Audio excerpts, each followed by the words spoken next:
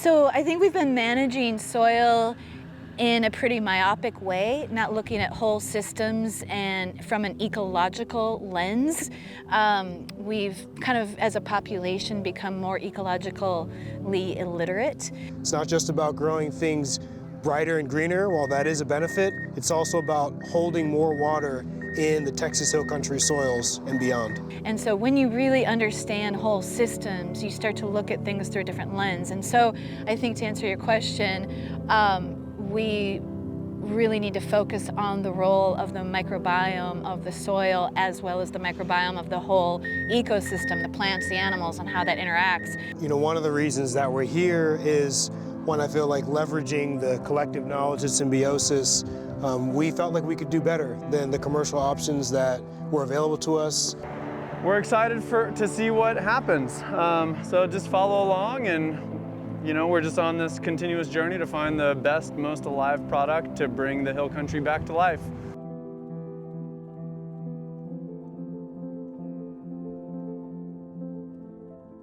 This video is made possible by our patrons. Their support allows us to continue to share our educational resources, knowledge, and make these videos for you to enjoy. If you're interested in supporting Symbiosis and our mission to regenerate Texas, make sure to check out the links below to learn more. Hi, here we are today at Organics by Gosh, a massive soils yard just outside of Austin, Texas in Elgin. We've started a collaboration with these folks as well as Dr. Nicole Wagner and Texas State University. So we're mixing our soils blend that's, to our knowledge so far, the best, most living, energetically dense, vital mix that we've been able to conjure so far in our multiple iterations of this. Just basically, how do we grow stuff better, faster, longer, cleaner? And so we're here using Organics by Gosh's machinery. They've been excellent at just letting us experiment with their scaled up industrial scale materials, our materials piles, and then Texas State is going to be doing some soil testing and field plots for us, so we'll be able to test our materials versus other blends of materials, and we can just get some science and some answers about what we're doing and how it's working. My whole life I just love plants and animals, and that led me on this journey of farming a number of different farms, and now my research as an associate professor at Texas State University has to do with soil health and the whole ecological health, and how plant health, soil health, human health, animal health, it's all integrated. So my research is always investigating new ways to help farmers and ranchers and land stewards basically heal their soil. So that put me on a journey of, investigating biochar, humus soil, which is the product I mentioned, is a humate-rich upcycled material that's using this technology that's from Australia, and as well as a number of different microbial inoculants like N-soil algae, which is a really interesting product, as well as EM1 and wood vinegar, a byproduct of making biochar, and then various composts, vermicompost and just compost that we make at Texas State. You know, one of the reasons that we're here is when I feel like leveraging the collective knowledge of Symbiosis, we felt like we could do better than the commercial options that were available to us. Unfortunately, a lot of them deal with contamination of various different kinds, PFAS, microplastics, pesticides, and things like that. So we're able to control the quality by individually selecting each ingredient that goes into it, and that's going to be basalt, biochar, vermicompost, organic chicken manure compost, and a few other goodies that we'll cover, throughout the video. But this mixture, the goal is to improve the long-term soil structure. It's not just about growing things brighter and greener. While that is a benefit, it's also about holding more water in the Texas Hill Country soils and beyond. So I think we've been managing soil in a pretty myopic way, not looking at whole systems and from an ecological lens. We've kind of, as a population, become more ecologically illiterate. And so when you really understand whole systems, you start to look at things through a different lens. And so I think, to answer your question, we really need to focus on the role of the microbiome of the soil as well as the microbiome of the whole ecosystem, the plants, the animals, and how that interacts, and how they cycle nutrients, cycle carbon, are part of the water cycle as well. And when we understand that in terms of adding more carbon and more biological diversity into soils, then that soil will provide more available nutrients the way that nature does, and also hold more water, infiltrate more water and hold more water. And that's really the key to drought proofing our farms, and also just taking more carbon that came from the soil originally has been oxidized and putting it back into the ground. And then also stimulating carbon dioxide being produced as well, that really gives a boost to increasing rates of photosynthesis as well. So all of that together just to basically increase, you know, the bottom of the plant health pyramid is we really want to increase the rates of photosynthesis, having more carbon dioxide available, which is kind of counterintuitive and maybe not as kind of a non-mainstream narrative, and then also just all the elements needed, trace elements needed, really to increase rates of photosynthesis, increase protein production in plants, and then move up on the plant health pyramid to get, you know, greater plant immunity to diseases and insects. So right now we're spraying our biochar mix. Well, this is just pure biochar that's going to be added to our soil mixture, and Adam is spraying it with a biofertilizer. So biofertilizer is a fertilizer that is alive. It is microbially active. And one of the benefits of that is a lot of the nutrients that plants uptake, they're unable to do so, or they're strongly benefited by doing so in symbiosis, in relationship with microbe and microbial activity. And so the basis of this mixture is effective microbes, EM1, from a company called Terraganics. It was invented back in the 80s and discovered by Dr. Higa. It's a consortium of about 83 different microbes of all different types that are going to help with the nutrient cycling in the soil, as well as decomposing organic matter. And really those microbes are meant to stimulate the native microbes that are already existing, the indigenous microbes that are in the soil. So they're really feeding and kind of drawing out those beneficial microbial populations more so than anything. I also added a compost extract to this mixture. So that means I'm taking homemade compost, putting it in a bag, submersing it in water for about 90 minutes and agitating it to knock off a lot of indigenous microorganisms that were the result of, you know, food scraps and soil and wood chips and things that were just a part of the agrarian lifestyle that I live. We also added humic acid and fulvic acid in a small amount that is going to help with releasing and chelating minerals. We added kelp as well from Advancing Ecological Agriculture from John Kempf. And the kelp is also going to provide nutrients for the microbes as well as trace minerals. And one of the other ingredients that we added to this mixture is biodynamic source buffalo soil manure. So manure from a bison that has been prepared with all the biodynamic preps. And I think later on Adam can speak more in depth about that, but we added that as a homeopathic dosage to the entire mixture. And one other thing we added is soluble sea minerals. So 1% of the mixture is soluble sea minerals, which has been shown to create a shelf-stable mix so that the larger, you know, barrel that we have of this biofertilizer will remain stable for potentially up to a year. It also has all the trace minerals that are, you know, in the primordial ocean of life. And there's some more research on that that I could plug in later as well if people want to look into it more, the benefit of having, you know, soluble sea minerals in your mixtures. But it's mostly EM1 with some trace mineral additions to it that is going to, you know, inoculate this biochar so it is a haven and a habitat for microbes and going to stimulate the plants that they're added to. So this whole process started back in 2012 after a permaculture design course. We had 130 acres out in Blanco, Texas, just rough limestone hill country, and discovered the process of biofertilizers. So looking for waste as resource, started going out to Harvest House Farms in Fredericksburg, or Johnson City, and harvesting the rumen contents out of their slaughterhouse, which the offal, the actual organs of the animals slaughtered, go into dog food and various things like that, but the actual contents inside of the rumen are just a pure waste product.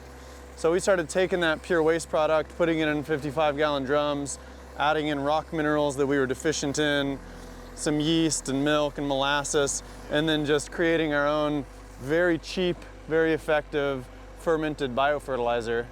And then, so that started this whole journey of start looking at rock minerals. So that's why we have our volcanic basalt dust. And our biochar is basically an empty apartment complex to house all of these microbes that we're brewing. The volcanic basalt dust gets basically digested by these microbes, so that in the end we're not just putting on dry rock dust on the land, we're putting on a kind of a mama bird situation of the rock dust has been pre-digested by biology, and you have the excrement byproduct of the rock dust, as well as B vitamins and all kinds of other great and glorious byproducts of a fermentation process. So that's how this whole process started for me, just a curious way of how do we bring fertility back to land when we don't have much water and we don't have much money, but we do have a lot of waste products, and it's evolved into this. And so it's an exciting day to be mixing all these materials, inoculating it, and creating basically a giant living loaf of sourdough bread here. All right, so right now we're adding organic composted chicken manure to our biochar mixture. And the reason that we're adding this is because this is going to provide a lot of the macronutrients, you can think of it, nitrogen, potassium, phosphorus, also trace elements and microbial activity in this, composted chicken manure. But we're providing nutrients that should be more immediately available to plants as they're growing, going through their cycles. It's also food for the microbes as this pile sits and matures. And we're trying to offset, one of the temporary drawbacks to adding biochar to the soil, which is it can reduce yields at first because it's actually binding and holding lots of energy and lots of nutrients in place. Long term, that's very beneficial. But like I said, there is a trade-off, and we're mitigating that trade-off by providing some immediate food for the microbial activity and for the plants. All right, so this next material that we're adding to the soil mix is a product from VRM Biologic called Humus Oil. And this is a really interesting product where they have been able to create an environment that attracts microbes that are actually water-generating microbes through microbial hydrolysis. So what we found is when we're applying this humus oil to the ground, it's actually attracting and keeping moisture in, even when it's not raining. So it's been used, and it's starting to be used more at scale in desert landscapes, and here in Central Texas, with drought and heat conditions, it's definitely a powerful tool in the toolkit. You only need 1 yard of this material per acre, so you don't need a lot of material. It's very cost effective. You just need a dusting of it out on the landscape to basically inoculate the soil in the area that you're applying it. And so one of the themes that you'll see with our soil mixture is just multiple redundancies of microbial inoculation, from EM1 biofertilizer to the humus soil to the vermicompost that we will get to later on as we mix it into this pile. We're trying to encourage as much microbial diversity as we can so that the ecosystem can self-regulate, and the microbes will be there for the niche roles that they would be beneficial for fulfilling. So this is an interesting technology that was discovered from the founder of VRM Biologic, which was based out of Australia. I believe their headquarters are now in Singapore.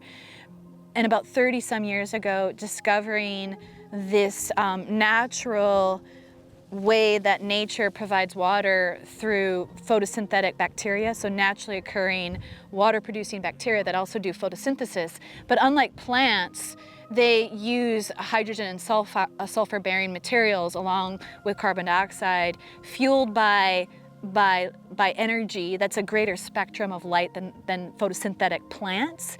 But then the output of this bacteria is actually water. And so it's all natural. And so this technology from VRM Biologic is basically stimulating these naturally occurring bacteria through a composting or decomposition process that blends aerobic processes as well as fermentation. And so it's just an incredible, organic matter conversion, if you will, that then stimulates this particular aspect of the microbiome that I think has just incredible implications for drought-prone regions and deserts. And they are showing just amazing results over the 30-some years that they've been using humus soil and various VRM microbial products in other countries, primarily in the East, so Australia and Asia, then also the Middle East. And now this technology is coming to the United States, and it's just really fun to play with it and think about like how this can be a natural way to restore our ecosystems. We really need it. We really need to, be able to be more resilient with the lack of water here in Texas for sure, and areas of the West. All right, so right here we have pelletized sulfur, 90% sulfur, 10% bentonite clay. And so the reason that we're adding sulfur in here, well, there's a few reasons. One is a pH buffer. Compost and biochar tend to be high pH. So we're trying to regulate that and bring it closer to a neutral or slightly acidic range. We're also dealing with very calcareous soils, generally speaking, in most of our applications here in Texas, especially for what this mix is going to be used for for our upcoming projects. And so the sulfur is actually going to create gypsum in situ when it reacts with calcite. So we're getting some soil conditioning benefits from the sulfur as well.